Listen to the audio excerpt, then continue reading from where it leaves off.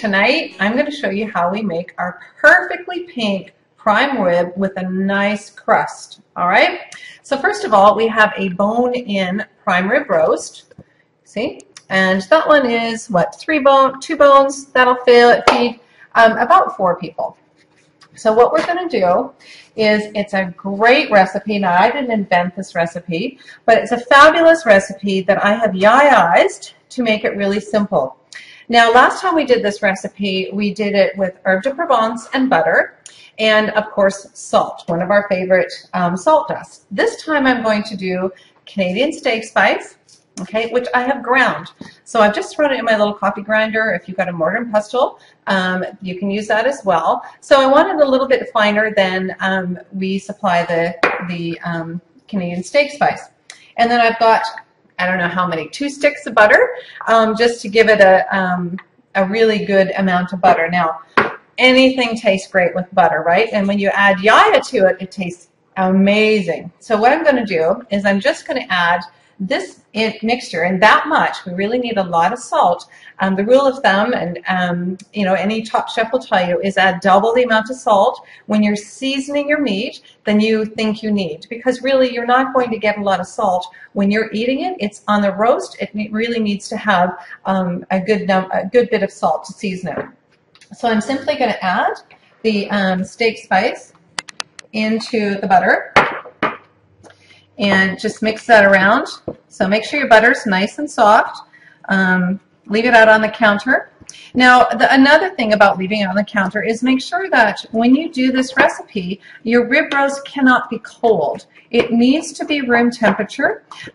Those of you in Australia, it won't take so much in a summer's day, but those of you in North America and the UK, New Zealand, you probably want to lay your rib roast out for probably a good 4 to 6 hours. Really depends on the temperature there. So you can see that's nice and mixed. And now what I'm going to do is simply cover the roast with butter. It looks like company knows I'm doing a rib roast. Well,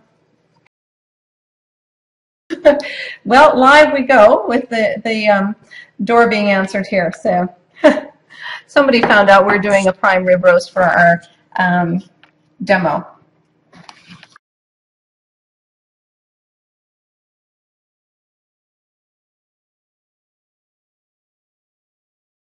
All right.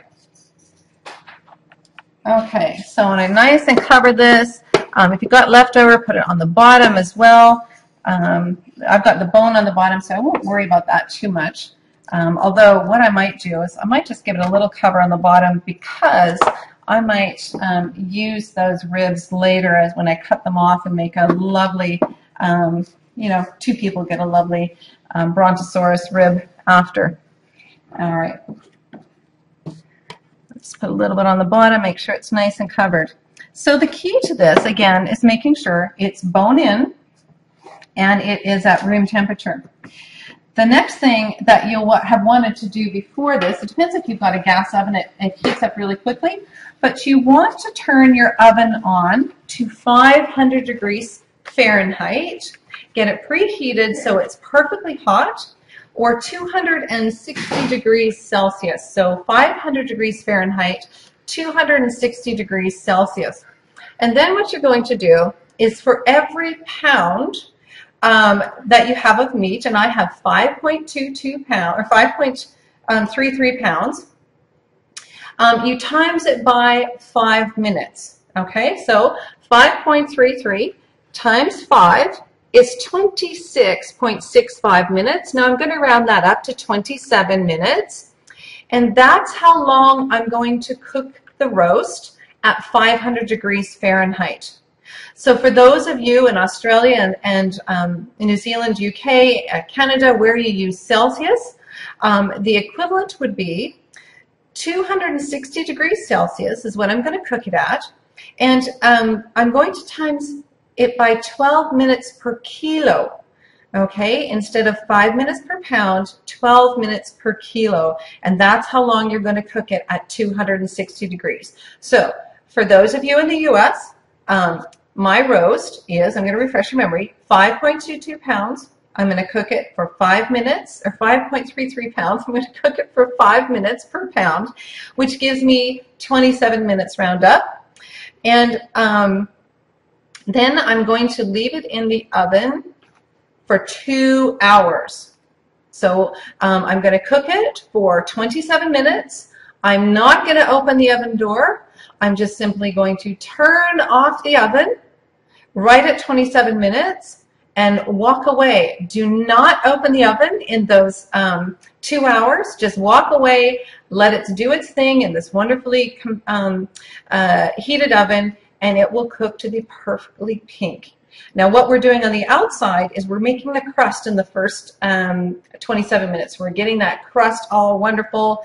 I'm going to actually sprinkle a little bit of the Canadian steak spice on the outside. Now when I did this last time with the herb de Provence and butter, I then took one of our salts and coated that on top of the butter. So I've used the herb de Provence butter mixed up, and then coated it with a lot of salt on the outside. We've also used herb and garlic, and it was fantastic in the butter. But you always must add the salt on top of the butter after. Now I've put it in, and I've sprinkled some extra on top, so that's going to be a wonderful crust. All right, so I'm just going to pop this in the oven, and then I'm going to set my timer after it's been sitting for a minute.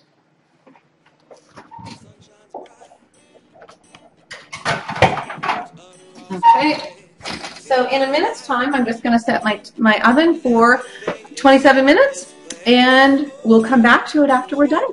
Thanks for joining. Door of the oven, it was so tempting to do so.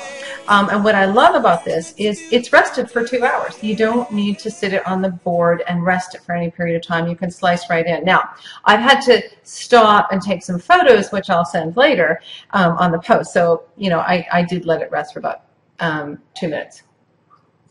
Oh, and for those of you who are maybe have a very sensitive smoke detector, the butter tends to burn at that high heat. So, you know, you might want to just have a tea towel ready, or like me, a table, because I moved here just recently. We don't have a ladder, and we are in vaulted ceilings. So a table, a chair, and a cardboard box, a very large cardboard box, worked for 15 minutes to keep our smoke detector from going off constantly. However, it didn't burn. We've got some nice, beautiful crust on there. I don't consider that piece there burnt. Have a look at the top here. There, isn't that absolutely gorgeous?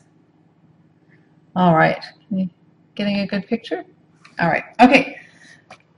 So now what we'll do is we will, I'm going to just simply debone this. All right, so you want to take the bones off. So you just slice along the bone. There's no great easy way to do this. So you're just going to slice it off the bone here.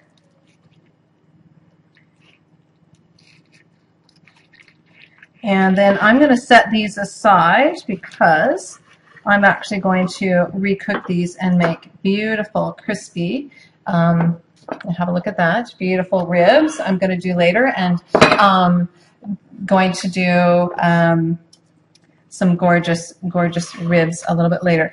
So I'm just going to cut this open.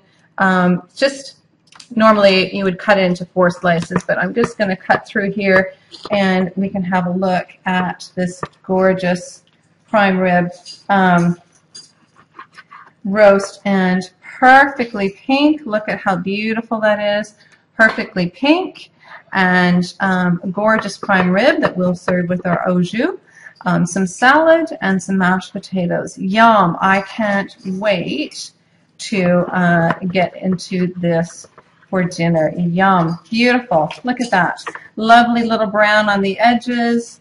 Cooked meat there. A nice pink, medium rare, juicy prime rib. So enjoy. Oh, and watch in a couple of days. We'll do Peking duck, the quick and easy Yaya way.